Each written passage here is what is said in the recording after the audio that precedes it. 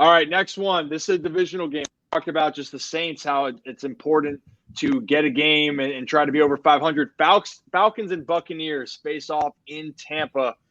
Both teams really trying to get a win, bounce back after some tough losses. The Bucs sitting at 3-2. The Falcons, sitting at 3-3. We'll start with you, Zach. What do we got? Who are you taking? I got to go with the Bucs. I'm all over Baker Mayfield. I just like what they can do on offense, not what they've always shown, because we've seen that offense look horrendous. But I really like the potential here. I think Mayfield is going to be a good game manager this game. Get the ball to Mike Evans, give it to Chris Godwin, just work down the field, quick stuff. Get in, get out. I think it's not going to be a pretty game. This is not the one that people are going to get the popcorn ready to watch, but I think the Bucs pull it off. I think the Bucs. Sorry, go ahead. I was just asking a quick question then. So start Mike Evans, yes or no? Yeah, I mean, I'm always on. You always have to start Mike Evans, just because no matter how bad his quarterback is, he's gonna get you like 5 receptions, 50 yards, and a touchdown. Okay, that's all I need to know. All right, so if it goes wrong, it's your fault. Yeah, no, it goes wrong, it's your fault. Yeah, Brad, I'm sorry. Go ahead. What do you got? No, you're good. Tampa Bay is favored by 2.5. Baker Mayfield isn't playing lights out football, but has he ever? No. I will say this: he's got a passer rating of 91.3. He's thrown for almost 1,100 yards, 7 touchdowns, 3 interceptions. Those aren't ridiculous numbers, but to your point, Zach, he's been a pretty good game manager, and I just feel like Tampa Bay is just a way better put together team right now than the Falcons.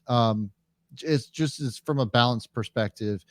It's going to be a tight game no matter what. I mean, obviously Vegas thinks that as well, but I'm going to take the Bucs here as well. I think it's a clean sweep, which scares me. I'm taking the Bucs as well. I think that I like their skill position guys better. Atlanta has to play a certain brand of football, which they can do. But I think what I saw from last week, Tampa's front seven looked better. They looked like they were stopping the run and making things more challenging, which would force Desmond Ridder to make more throws. So I'm going to lean to the Bucs. Give me Baker, Mike, and Godwin, and give me Mike Evans, 10 catches, 160 yards, and a touchdown. That's fantastic. Next game on the schedule, as we're trying to just keep weaving through all this right now. Wow. This is one of your favorite terms, the Suck Bowl, Raiders, Bears. Brad, what do we got? It's hard. It's hard to pick this one. I'm trying to look at the what's the odds here? Vegas is minus 2.5. Let me preface this: Garoppolo and Fields both are not playing in the game. Mm-hmm. So even more of a Suck Bowl is what you're saying. Oh yeah. Total points on this is 37.5. Do I dare take the under on that? I think you have to. I think you have to. Where do points come in this game? Flip a coin, right? Flip a coin. I'll take the Bears on this one. I really don't have any commentary to give on this one. It's just like they're both going to be bad. Devontae Adams on one side, you got DJ Moore on the other. The defenses, they're better than their offenses. Let's put it that way. Max Crosby on one side, but I'm going to take the Bears. I'll take the Bears, and I'm going to go under on the points. Yeah, the winner of this is just whoever doesn't tune in. But if there has to be a winner in the game, I'll go opposite. I'll go Vegas. I'm just hoping Brian Hoyer starts, get a veteran in there, maybe just throw 40 jump balls to Davante Adams. What do you have to lose? Just feed the ball to Josh Jacobs, toss it to Davante Adams, see what happens. Yeah. Yeah, I feel like this is woof. But you know what? Give me the guy Tyson. I'm probably gonna mess with the last name. Bagent. Starting. It's a great story. He had some good energy. Give me the guy giving his first NFL start. why not something crazy happen in Chicago? It hasn't been pretty, and the Bears have burned me all season long. But why not just stick with it and let me be in misery as it is? But hopefully it's a more exciting game for those that tune in. Next one, though, with implications, Browns, Colts, Deshaun Watson's trying to bounce back. I'll start with this one. Anthony Richardson done for the season, and specifically for that reason alone, if Deshaun Watson plays, give me Cleveland. I think that they're the better team. That defense looks good. And unfortunately for Ravens fans in the AFC North, I think Cleveland's going to be in the run for the division now as we continue to move into the season. Brad, what you got? Yeah, it's kind of dangerous to see what the Browns are made of, considering what we saw last week. I was going to take the Browns whether or not Anthony Richardson was playing. I just think the Browns are playing lights out football. Do we know for sure if Watson's going to be playing? No, not yet. He practiced and threw today. But good for him. I'm going to take the Browns either way, whether Deshaun Watson plays or not. I'm going to go with the Colts here. I think Browns are the better team. Their defense should handle this. It's against Gardner Minshew. Deshaun might come back. They're coming off a massive win against the 49ers, and that is just way too much going in favor to the city of Cleveland for them to be successful in this game. I just think it's a classic Browns game. Everyone's super high on them. Coming off, they just gritted it out against San Fran, and then they're just going to shit the bed against the Colts. And then it'll be another just disgusting, 17-13 game. Let me toss this out to you, Zach. Do you know how many rushing yards the Cleveland Browns have given up this year? I don't believe anyone has allowed more, right? Or it's up there. Wrong. They've allowed 395 rushing yards this entire season. I knew it was below 400. I knew it was that. So Zach Moss is going to have his work cut out for him, is all I'll say. I think it's just Gardner Minshew magic. We're just going with the jorts, Mr. Jort. Well, you guys, the powerful stashes have to stay together as well. So, hey, another game. Very true. There it is. Another game, and let's rip through this because unfortunately for me, a little bit of a time crunch. But hey, here's the thing, and we'll be quick with this. Giants, Commanders. Tough loss for the Giants. Commanders, great bounce back win. I'm taking Commanders. I like what Sam Howell's doing better. Even though it's a divisional one, I just like the direction that the Commanders are going. Zach, start with you. Yeah, let's get to the better games. I like the Commanders here. I think that's a pretty simple one. I thought the momentum the Giants got when they almost took it to the Bills was good. I'm taking the Giants. Ooh, I like it. Well, hey, we're gonna go back. Well, actually, since we're on it here, let's do it. Lions, Ravens. Big one in Baltimore. I'll kick this one off. I'm gonna take the Ravens, and I'm gonna get even more bold here. I'm gonna say they win by 8+. I think this is going to be one of those games where the Ravens just kind of come out and fire on all cylinders, finally put everything together. And I think the connection between Lamar, Zay Flowers finally has the monkey off his back of not scoring a touchdown. I think the floodgates open. He gets another one, if not two. I think we get Andrews involved. If the Lions want to make Lamar pass, I think he makes them pay. Yeah, I'm going to take Ravens here as well. They're favored by 3 points, and it's really only because they're at home.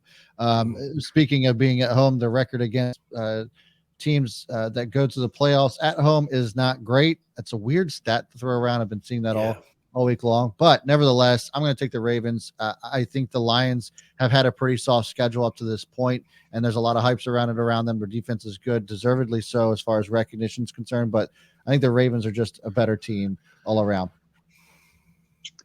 I'm going to stick there with the Ravens as well. I think because the Lions have such a great rush defense, they're number one in the NFL ahead of the Philadelphia Eagles, that it's going to be the Lamar Jackson, Zay Flowers show, to be honest, to be specific. and maybe we save that for the end if we want to, Brad, going back into it of what Derek Mason has said about Zay Flowers. Yep. But I think the Ravens prove everyone that they are one of the most complete teams, and they put it together in Baltimore. They even the record with the Lions. They'll both be 5-2. Baltimore wins that game. All right, let's do a rapid one here. We're going to go rapid fire. I think this is pretty self-explanatory. Bills, Pats. Anyone off the Bills here? Nope. Nope. Okay, that's so. Patriots win. All right, Cardinals, they're gonna Seahawks easily. in Seattle. Seahawks. Yeah, give me the Seahawks. Hawks all around. How about this one? Steelers at the Rams. I'm going to still go with the Rams. Pittsburgh is not the same team when they're on the road. Yeah, I'm going to go Rams as well. They're not – that Steelers secondary is not going to hold Kupp and Nakua. No, absolutely. I'm with you guys. I'm surprised that the spread here is only 3 points. I think I'm going to take the Rams by 10. Yeah.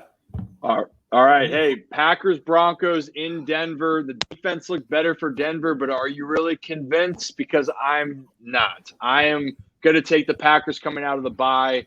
Their strength is their secondary. I don't think the Denver runs the ball well enough. I think Green Bay wins it. Brad, are you on the love train this week? I am on the love train. Do you believe in love? And I do. I'm taking Jordan Love and the Packers. Vegas says this as a coin flip, but I don't think it's going to be a question for me taking the Packers. Yeah, I'm taking the Packers too, and also just in the Diamondbacks take game 3, so they win it. So series is now 2-1, and going into tomorrow. So you're telling me there's a chance? I'm telling you, there's a chance. All right, last one before we get into our two. That we want to discuss a little bit deeper. And again, on the time crunch for me, so I apologize. Chiefs, Chargers, another close loss for the Chargers, but they're going to Arrowhead. I know that the Chiefs offense hasn't been what it's been, but the Chiefs defense is still playing well. And if we're going to have a one-score game, I'm going to go with the better coach and the better quarterback in Patrick Mahomes and Andy Reid. Any disagreement? No. Nope. Mecole Hardman is also back as well, and it's not going to be just let's give him time to adjust. I think he's going to be a plug and play. Everybody knows each other, and so I think that the Chiefs are going to win this game, but I think it's going to be close still. It's still a divisional game. The Chargers have been in every single one of their games. They haven't gotten blown out, and the Chiefs have been questionable at times this season despite their record. So I'm still going to take the Chiefs, but with caution. I like it. All right, so hey, we're gonna dive back into the last one, but I want us to go for the Eagles Dolphins. We'll go back into that. Let's start with the Ravens because I want to make sure we get the most out of this. We got a graphic here to debate this matchup here. This is Brad's graphic. Great graphic, by the way. So Brad, why don't you just walk us through real quickly on what everyone's looking at? Yeah, so here's the matchup here, right? I mean, and to me, it's what's going to win out. Is it going to be the Lions offense or the Ravens defense? We look at average points per game. The Lions are actually outscoring the Ravens big time here, 28 points to 22. Points allowed it goes to the Ravens. Ravens have only allowed 15.2 points per game. The Lions have allowed 18. Now, here's the thing for me, and I'll start this off. You know, I mentioned this during our picks. The Lions have had a pretty soft schedule. I mean, when you think about the teams that they've beaten up on, these points, in my opinion, I feel are a bit inflated, and so it doesn't really tell the whole story. The teams that the Ravens have played up to this point, I think, are higher caliber teams that you would see score a decent amount of points, and so I think, in my opinion, that this is why I'm giving the Ravens the edge on this, is because they've just faced tougher teams and come out with dubs. I know. Look, the Steelers game was kind of a one-off because there's everything that could go wrong went wrong, and the Colts game was also very weird. But it seems as if, especially during that Titans game, that the Ravens have figured some things out, and I'm curious to see if we see more of that on Sunday, and I think that we will. I think so too. I mean, this is a great test, Zach. I mean, make no Mhm. mistake. This is that, and not that I think that the Lions are. If I was going to pick them to be the NFC favorite right now, but they're playing with a lot of momentum. They've won a lot of games by double digits. You can say that they haven't played the toughest quote unquote opponents, but they've been putting it to the opponents that they've played. What's something for you this weekend, Zach? You're focusing on?